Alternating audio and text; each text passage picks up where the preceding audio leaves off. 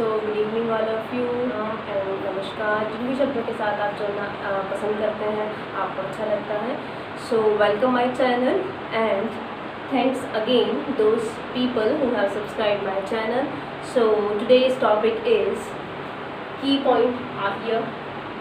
So we will discuss electric field due to a point charge and electric dipole.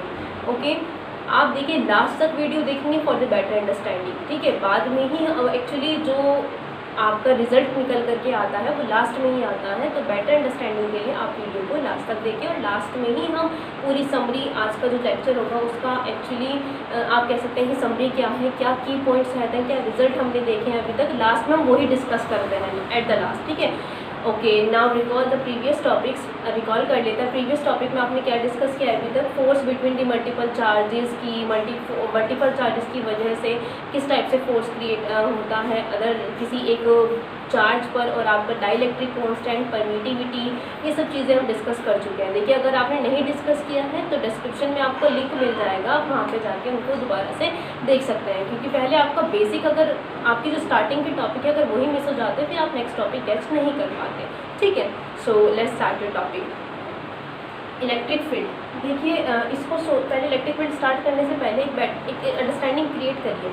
देखिए हमने क्या study किया है कि एक चार्ज दूसरे चार्ज पर क्या लगाता है, फोर्स क्रिएट करता है या फोर्स एक्सर्ट करता है ना। दो पॉजिटिव चार्जेस या फिर एक पॉजिटिव और एक नेगेटिव चार्ज, दोनों नेगेटिव चार्जेस के बीच में अट्रैक्शन, रिपल्शन, जिस भी टाइप का फोर्स क्रिएट होगा अकॉर्डिंग टू द सिचुएशन, ये जो फोर्स होगा आपका, ठीक है, अगर ये अकॉर्डिंग टू कूलम्ब्स लॉ, ठीक है, ये क्योंकि एक चार्ज दूसरे चार्ज को फोर्स लगाता है ये। अब अगर हम ये सोचें कि हम दूसरे चार्ज को हटा दें तो कि यहाँ पे कुछ कंडीशन ऐसी होगी, क्या कुछ बचता है, यहाँ पर कोई चीज़ ऐसी है कि कुछ बचेगा, इज एनीथिंग प्रेजेंट हियर।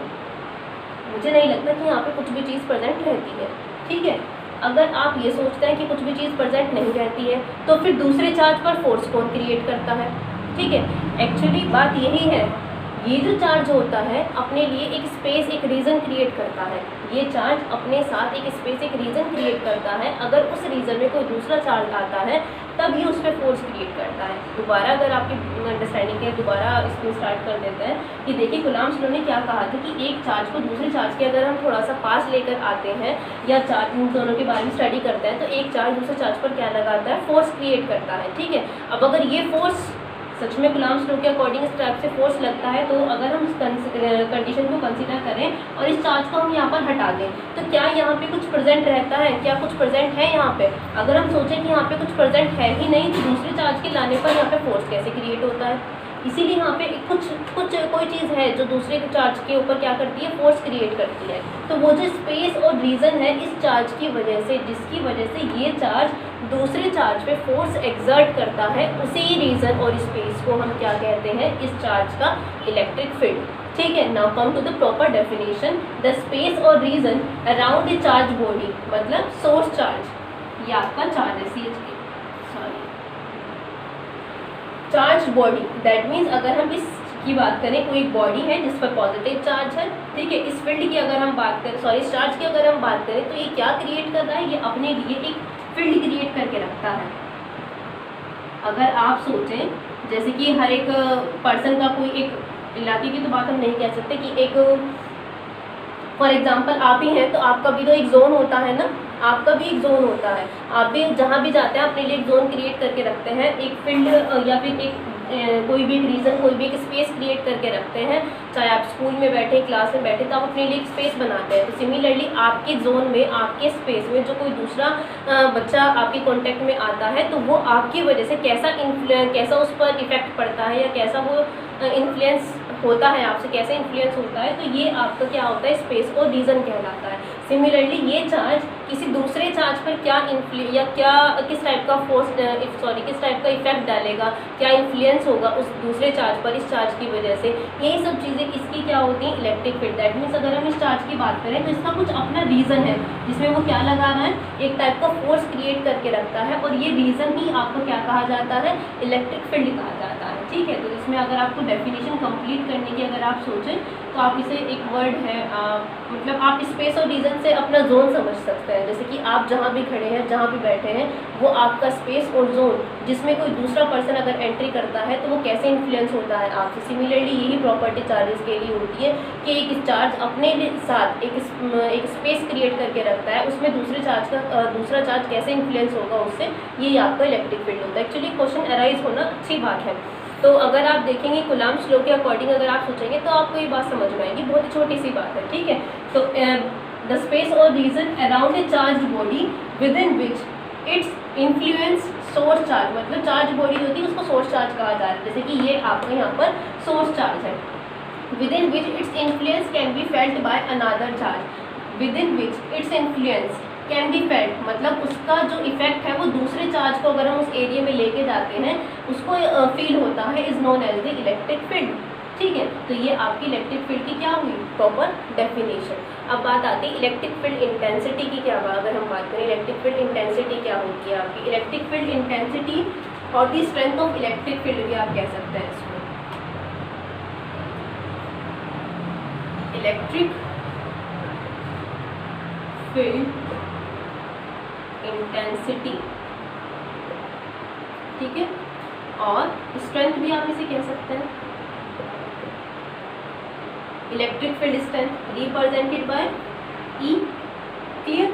तो अब आप यहाँ पे देखिए ये सोर्स चार्ज है आपका, इसकी वजह से ये अपने लिए क्या एक जोन बना के रखेगा, अपना इलेक्ट्रिक फील्ड क्रिएट कर रहा है ये। तो जब आप किसी दूसरे पॉजिटिव चार्ज को यहाँ पर लेके आते हैं, देखिए ये आपका टेस्ट चार्ज कहलाएगा जिसके ऊपर आप टेस्ट कर रहे हैं। तो जब आप इस पॉजिटिव चार्ज को इसके पास लेकर आएंगे तो ये एक फोर्स फील करेगा, क्योंकि दोनों ही पॉजिटिव चार्ज है तो रिपेल करेगा, इस डायरेक्शन में क्या जाएगी, इसकी फोर्स की डायरेक्शन हो जाएगी आपकी। तो ये आप क्या देखते हैं कि इस टेस्ट चार्ज पर क्या लगता है, एक फोर्स क्रिएट होता है, किसकी वजह से, इलेक्ट्रिक फील्ड की वजह से। तो अगर हम इसको एक्सप्लेन करें तो क्या हो जाएगा आपका, it is defined as the force per unit charge, force per unit charge, per unit positive charge which is exerted by the source charge.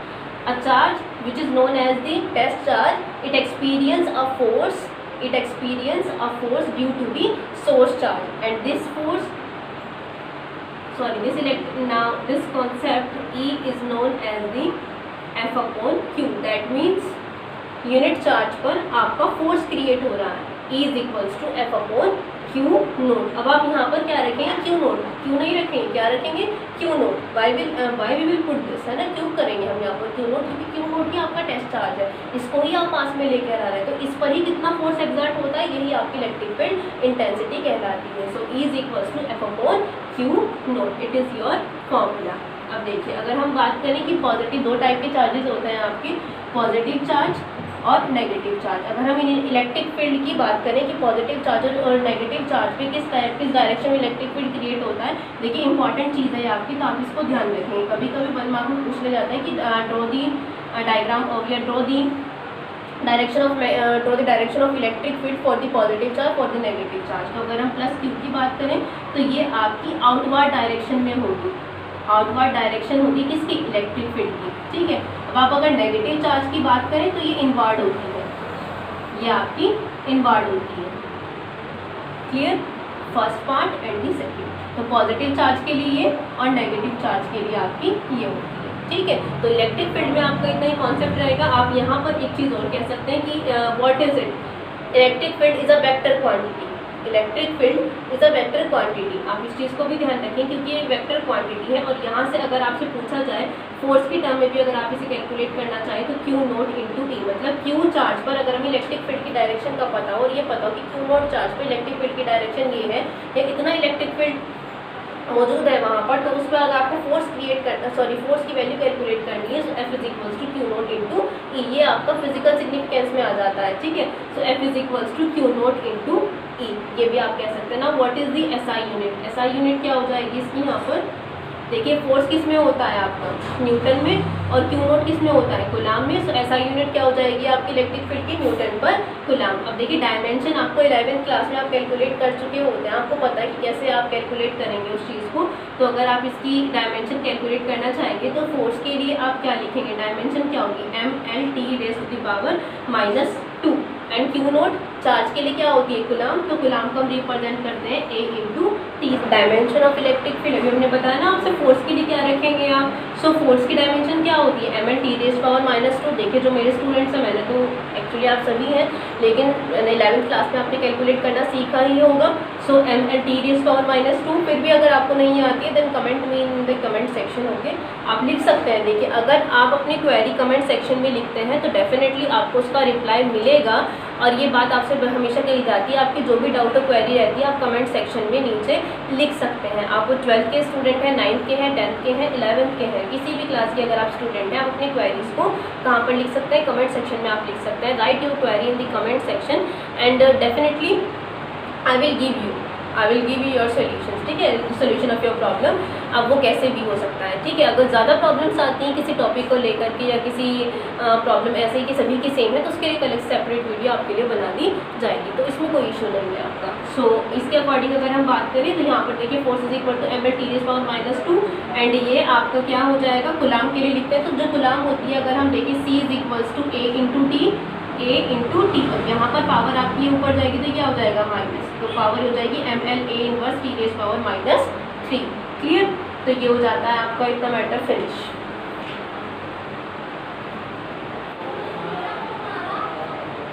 So our next topic is electric field due to a point charge. अब देखिए actually electric field एक point charge की वजह से concept वही है दोबारा से। एक सोर्स चार्ज है, we are having a source charge Q at the origin O and we are having at the distance r attached charge Q node, and we want to determine the electric field intensity या electric field at the point P due to the presence of the Q charge, है ना। this is your test charge, this is your source charge, है ना। so आप इसकी वजह से Q node इस source charge की वजह से किस टाइप से force feel करता है, आप वहाँ पे क्या electric field होगा, आप उसको कैलकुलेट करना चाहते हैं। so देखिए अगर हम सॉरी लैंग्वेज आप लोग खुद बना लेंगे, आप इसमें सिर्फ 2 ही पॉइंट आपको करने हैं। Q इज अ, अब यहाँ पे कंसीडर कर लेते हैं Q is source charge and Q naught is test charge, R distance between Q and Q naught. we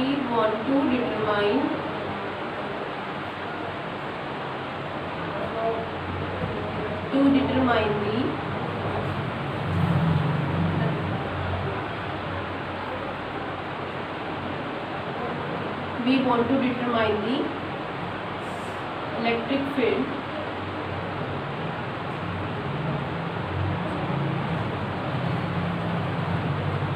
at point P.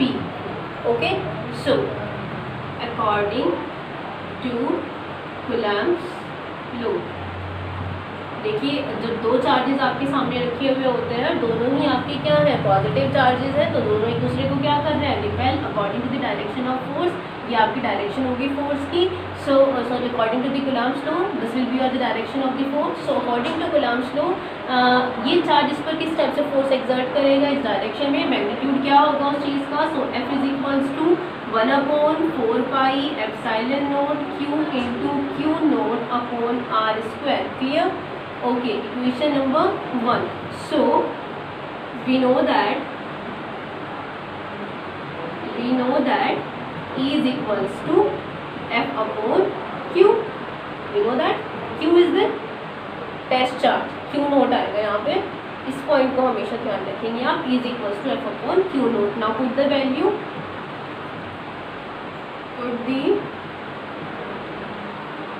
value of first into second। E is equals to, put the value of F 1/4 epsilon naught Q into Q2 upon R² and 1/Q naught. So Q naught से Q naught cancel हो जाएगा आपका। So what we get, E is equals to 1/4πε0 Q/r²। Clear? Most important result, important point है आपको, इस चीज़ को आप ध्यान रखिए। देखिए मतलब यही छोटे सा डेरिवेशन है आपका, और इस पर आपके पास न्यूमेरिकल भी हो सकते हैं, एमसीक्यूज भी आ सकते हैं, तो आप इस पॉइंट को ध्यान रखेंगे। Clear? Okay, and the rest topic is electric dipole. We will discuss this point in the next video. Okay.